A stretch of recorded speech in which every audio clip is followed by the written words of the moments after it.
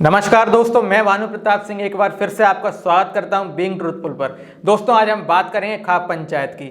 जैसा कि आप जानते हैं या अगर आप खबरों को देखते हैं तो आप जानते हो कि खाप पंचायत हमेशा अपने निर्णयों के लिए जानी जाती है, लेकिन निर्णय वो नॉर्मल नहीं होते, साधारण नहीं होते। कई बार वो निर्णय तालिबान जैसे होते हैं। अभी हाल ही में कंगना रनावत को भी खाप पंचायत ने धमकी दी और कहा है कि वो हरियाणा में आए और उनकी फिल्मों का बहिष्कार करेंगे, क्योंकि कंगना रनावत ने किसानों के ऊपर कुछ टिप्पणी की थी। वहाँ पर कोई लेडीज थी, उसके ऊपर कुछ पोस्ट किया था। तो दोस्तों, खाप पंचायत बेसिकली होती क्या है?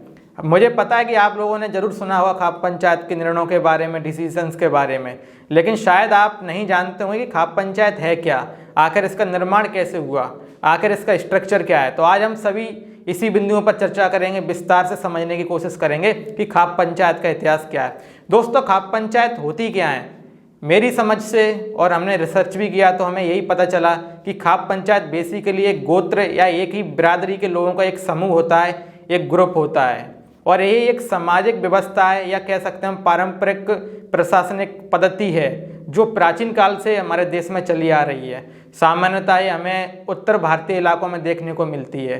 तो खाप पंचायत कुछ नहीं होती है, एक बॉडी होती है दोस्तों, जिसमें एक गोत्र के लोग होते हैं या फिर एक बिरादरी के लोग होते हैं, जो अपनी सामाजिक व्यवस्था पद्धति स्थापित करने के लिए स्थापित की गई होती है। छोटी छोटी चीज़ों को वहाँ पर सुलझाया जाता है छोटे स्तर पर, और कई बार बड़े कामों को भी वहाँ पर सुलझाया जाता है। दोस्तों, ये तो बात हो गई खाप पंचायत की, लेकिन एक पंचायत और होती है जिसे कहा जाता है सर्व पंचायत। यानी कि जब ये छोटी छोटी खाप मिलकर एक सर्व पंचायत बनाती हैं तो उसको सर्व पंचायत कहा जाएगा।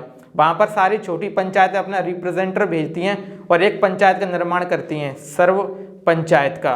तो दोस्तों, ये बात हो गई खाप पंचायत की और सर्व पंचायत की। दोस्तों, जो खाप पंचायत होती है वो कभी भी गवर्नमेंट इलेक्टेड बॉडी नहीं होती है। इसका संविधान में और हमारे कानून में कहीं भी जिक्र नहीं है। यहाँ पर लोग खुद ही चुनाव कर लेते हैं, ना ही इसका जिक्र हमारा संविधान करता है, ना ही इसकी आधिकारिक पुष्टि करता है। ये बिल्कुल अवैधानिक है, इसलिए इसकी कई बार आलोचना भी की जाती है। तो लेकिन इसके बाद भी दोस्तों, ये समाज में अच्छा खासा प्रभुत्व रखती है। तो ये सुनिश्चित करना होगा कि खाप पंचायत आखिर अभी भी अस्तित्व में कैसे बनी हुई हैं, जबकि इसका कोई आधार नहीं है। प्राचीन काल से परंपराएं चल रही हैं और वो आज भी हैं। खाप पंचायत का इतिहास क्या है दोस्तों? आखिर इसका विकास कैसे हुआ? दोस्तों, अगर हमने रिसर्च की तो पता चला कि ये प्राचीन काल से अस्तित्व में थी। पहले क्या था दोस्तों? संविधान नहीं था, कानून नहीं था। तो ग्रामों में ये होता था कि वहाँ पर खुद की कम्युनिटी होती थी, ग्रुप्स होते थे जो अपने स्तर पर एक व्यवस्था बना के रखते थे। तो उसी व्यवस्था, जैसे वर्ण व्यवस्था थी दोस्तों पहले, कुछ उसके नियम कानून थे, उसी प्रकार से ये जाटों में हमें देखने को मिलता है कि वहाँ पर खाप पंचायत हुआ करती थी। लेकिन ये अस्तित्व में कब आई? 14 या 15वीं शताब्दी में हमारे अस्तित्व में आई, और तब जाके हमें इनके बारे में सही जानने को मिला। लेकिन आज भी ये हमारे यहाँ पर, तो बेसिकली ये बनती कैसी हैं, इनका जो इवोल्यूशन है वो ऐसा ही है। और सामान्यतः हमें ये उत्तरी भारतीय इलाकों में देखने को मिलता है। हरियाणा हो गया, पंजाब हो गया, उत्तर प्रदेश हो गया, और वहाँ पर इनका अच्छा खासा प्रभाव भी हमें देखने को मिलता है। दोस्तों, खाप पंचायत का स्ट्रक्चर क्या है? दोस्तों, 7 गाँव मिलकर एक थम्बा बनाते हैं और 12 थम्बा मिलकर एक खाप पंचायत का निर्माण करती हैं। सामान्यतः 84 गांव मिलकर एक खाप पंचायत का निर्माण करते हैं। हो सकता है कुछ ज़्यादा भी हो सकते हैं गांव, हो सकता है कुछ कम भी हों। इसकी कोई पुष्टि नहीं कर सकता कोई आधिकारिक, इसके आंकड़े हैं नहीं कि इतने ही फिक्स गांव होंगे या इतने लोगों को मिलाकर खाप पंचायत का निर्माण होगा। फिर आते हैं दोस्तों जो सर्व पंचायत होती है। वहाँ पर हर रिलीजन की एक खाप पंचायत होती है, हर कास्ट की, एक कम्युनिटी की खाप पंचायत होती है। वो आगे जाके सर्व पंचायत में जाके अपने रिप्रेजेंटेटर को भेजते हैं।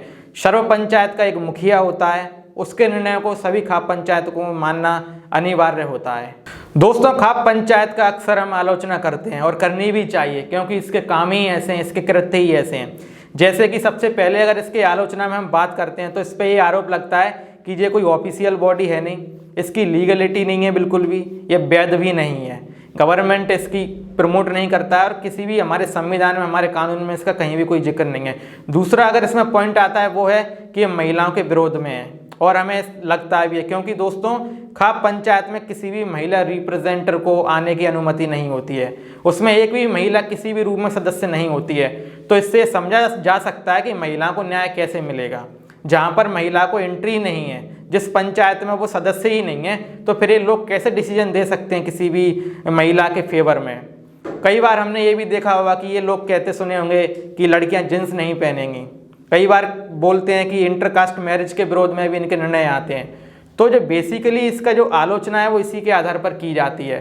वैसे भी दोस्तों संविधान लागू हो चुका है, हो सकता है कि पहले इसकी प्रामाणिकता अच्छी रही हो, सार्थकता रही हो, लेकिन जब संविधान और कानून आज हमारे देश में है तो इसके बाद मैं नहीं समझता हूँ कि खाप पंचायत का कोई भी अच्छा काम अब होना चाहिए, क्योंकि हमारे देश में कोर्ट हैं, जज हैं, पुलिस है न्याय देने के लिए। फिर इनको न्याय देने की आवश्यकता क्या है अलग से? हालांकि वो बात अलग है कि ये राजनीतिक संरक्षण की वजह से आज भी जीवित हैं। भारत के सर्वोच्च न्यायालय ने भी खाप पंचायत पर टिप्पणी की थी और कहा था कि अवैधानिक है और इसे बंद कर देना चाहिए, क्योंकि ये हमारे देश में अपराध को बढ़ावा देती है। और कई बार इसने ऐसे फैसले सुनाए जो हमारे संविधान के खिलाफ हैं और लोकतंत्र के खिलाफ भी है, इसलिए इसे हमारा कोर्ट भी रिजेक्ट कर चुका है। पावर ऑफ खाप पंचायत क्या है दोस्तों? ऐसा नहीं है, कई बार खाप पंचायत ने अच्छे निर्णय भी दिए हैं। जैसे कि कई बार ऐसा होता है कि हमारा जो सिस्टम है, हर आदमी न्याय के लिए नहीं पहुंच पाता है, वहां पर कई बार समय जाना लगता है। तो स्थानीय स्तर पर खाप पंचायत कई बार अच्छे फैसले सुनाती हैं और लोगों के हितों के फेवर में काम भी करती हैं और डिसीजन भी देती हैं। लेकिन दोस्तों जो मैं ये समझता हूँ कि जो खाप पंचायत हैं उनको एक अपनी तरफ से बोलना होता है कि हम संस्कृति को बचाना चाहते हैं, जो परंपरा हमारे बुजुर्गों ने चलाई थी हम उसको बचाना चाहते हैं। लेकिन मेरे ख्याल से यही है कि ये अपनी कुछ नहीं है, जो अपना प्रभुत्व स्थापित करना चाहते हैं संस्कृति के नाम पर, परंपराओं के नाम पर। क्योंकि जो खाप पंचायत में दोस्तों जो लोग होते हैं वो दबंग लोग होते हैं, प्रभावशाली व्यक्ति होते हैं, पैसे वाले लोग होते हैं। बस ये अपनी राजनीतिक रोटियां सेकते हैं और कहीं ना कहीं अपने प्रभुत्व को हमेशा के लिए जीवित रखना चाहते हैं, क्योंकि अगर ये खत्म हो जाएगा तो फिर इनको पूछेगा कौन। दोस्तों हरियाणा के पूर्व मुख्यमंत्री ओम प्रकाश चौटाला जी ने क्या कहा था कि खाप पंचायत जो भी निर्णय देती है वो सर्वोपरि है और सही है। तो आप समझ सकते हैं कि किस प्रकार से खाप पंचायत को राजनीतिक संरक्षण प्राप्त है। जरा सोचिए, अगर किसी प्रदेश का मुख्यमंत्री ये कहता है तो आप समझ सकते हैं कि खाप पंचायतों का विनाश कैसे होगा। ये ऐसी विडंबना है और एक शर्मनाक है कि आज़ादी के इतने सालों बाद भी, संविधान लागू होने के बाद भी खाप पंचायत आज भी अस्तित्व में है। क्यों दोस्तों? इसके पीछे वोट की राजनीति। आखिर कोई क्यों इनके ऊपर एक्शन नहीं ले पाता?